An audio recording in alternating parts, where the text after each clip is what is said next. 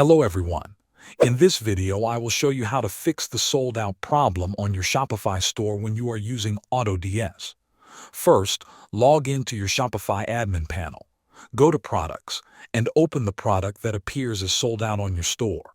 Scroll down to the Inventory section. Check whether Inventory Tracked is enabled. If that box is checked and the quantity shows 0, Shopify will mark the product as sold out. If you imported the item via AutoDS, the quantity should match the supplier stock. If the product has variants, for example, different sizes or colors, go through each variant in Shopify. Ensure each variant has track quantity turned on and that the stock count is not 0. If one variant has 0 or missing inventory, it can cause the entire listing to appear sold out. If you have not entered the quantity of the item in the Shopify inventory section, it can cause the product to appear as sold out.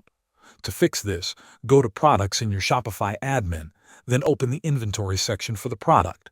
Enter the quantity of the product you have available or in stock.